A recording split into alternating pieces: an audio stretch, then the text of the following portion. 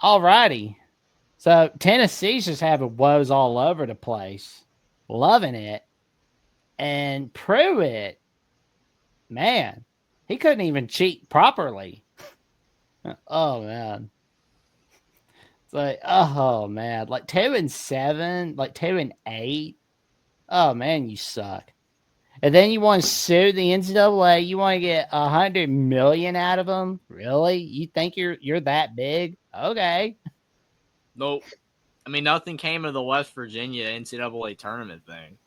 You know, like you knew it would. Like, oh, we should have made the tournament. I mean, I felt bad for West Virginia fans with March Madness, but like, you're not going to win a suit against the NCAA like that. It's just not going to happen. I mean, shouldn't the state of West Virginia focus more on their roads instead of like, I don't know, what the NCAA's latest morale thing? Like the NCAA sucks, but come on. The highlight of Jeremy Pruitt's career at Tennessee was knocking off Indiana in the bowl game because Tom Allen choked the game away. And that's the literal highlight of Jeremy Pruitt at Tennessee. So I don't really think he's got any arguments here, man. Like he cheated, he had violations, and he sucked. He didn't even win. Oh man.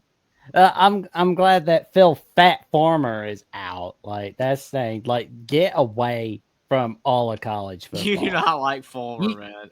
No, he sucks, man. Like he freaking botched that Tennessee coaching search. Like, cause like they had a chance at getting Mike Gundy. No, they had a chance at getting Graciano. No, and you know they screwed up at not getting Jeff Brom from Purdue. You couldn't even get Dave Doreen. Oh, didn't they? I could be wrong. Correct me if I'm wrong, Jackson. But what Greg Schiano, when he was rumored for the job, they revolted, right? Tennessee fans revolted. Yeah, they were so mad. Like they were so vocal about it that they basically reneged on the decision. They reversed. Like they were so mad about it. So yeah, I remember that. I mean that's why people think Tennessee fans are crazy. Like John Curry, the AD at that time, had a chance to right his wrongs by getting Mike Leach. He was minutes away from taking him out from Pullman, Washington, to Knoxville, Tennessee. And guess who screws the pooch on all of it? Bill Fulmer. And they think they're going to like beat us by getting Jeremy Pruitt because they think, we're going to get the 11th best candidate. Like, Pruitt, you're a moron. You could have stayed at Bama. I mean, like, go to Mississippi State. You're not winning at a stinking trash heap that lives in the 90s. You're not going to. And you proved it so. You got embarrassed by Georgia State week 1 of your second season. BYU embarrasses you so bad in Knoxville to the point that you're like, nope, we don't want to go to Provo, Utah in 2023. That's too hard for us.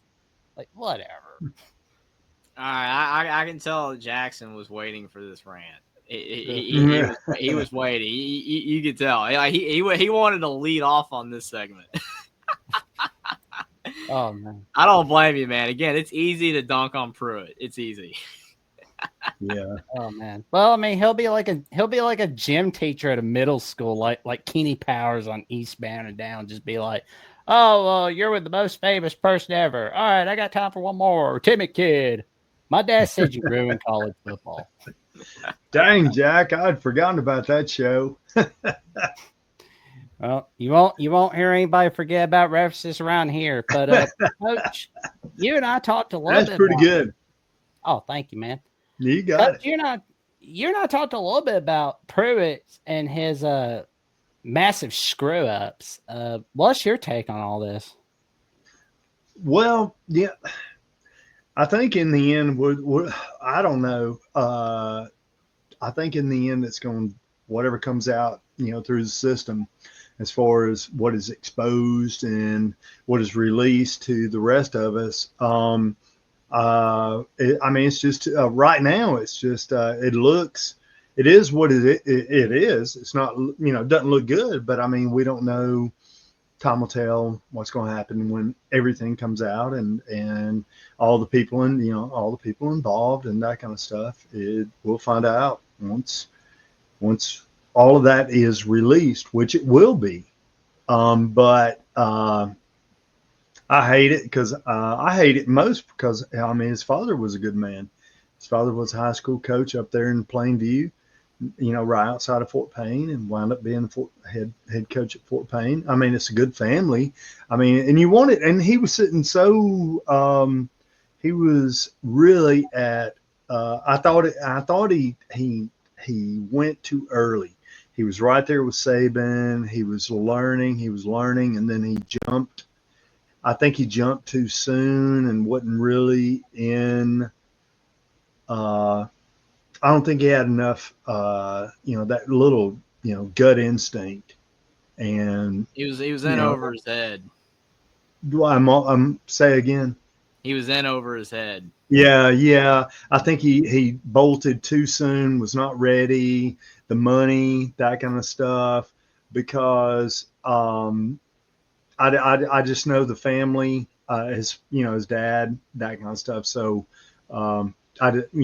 he just too immature, but in the end, we'll find out. It all is what it is. But and I agree with you, Philip Fulmer, that guy. I didn't like him as a coach. I thought he got lucky. I thought he, just too many times got lucky and that kind of stuff. But as far as an AD, he's a joke. Oh, AD, yeah. Tennessee did. There was Pat Summitt, that was it. And she was doing a great job with the basketball, the girls' basketball program, just ride that, whatever. And as far as football program, I don't think he elevated anything with regard to it. Nothing. Oh, he couldn't even beat Florida. Like, that's saying, like, Tennessee couldn't do anything against Florida. Yeah, they won in 1998 and 01, and I believe in 1992, but that was it. And his anger and his rage toward Alabama. Well, his rage toward Alabama and whatever was, over the top. And so I think that influenced him, a lot in his decision making. And I don't think he was the right person, for the job. I've never really been impressed with Fulmer as a coach. He has the face of a rat. Administrator. He has the face of a rat, in my opinion. It's like the way he treated Johnny Majors. Like, he's all like nice to his face, going, "Yes, sir, no, sir, whatever you say, sir." And then first chance he gets, he screws him out of his job, screws his old mentor out of his job. Well, Jack, and you're right there. That sets the tone, and so I think the thing with Johnny Majors, not Johnny Majors, but Philip Fulmer was Peyton Manning. I have no idea why Peyton Manning went to Tennessee. No idea. Look at there. That is the face of a rat. The face of a rat. And how he convinced Peyton Manning. Yeah. That was the only saving thing. That was it. There's the one I pulled out. We were both looking Jackson. we got Mr. Fulmer. You suck, Phil Fulmer. You suck. Yeah. It took you your Tennessee's last win against Alabama in Tuscaloosa was in 03, and it took you 5 overtimes to beat a depleted Alabama team in 03. Yeah. But Philip, Peyton Manning. We need to have a conversation. We need to get him on. What the hell did Philip Fulmer? How did he get you to Tennessee? He black. That would be a great question, honestly. What Philip Fulmer of all coaches? How did he? So,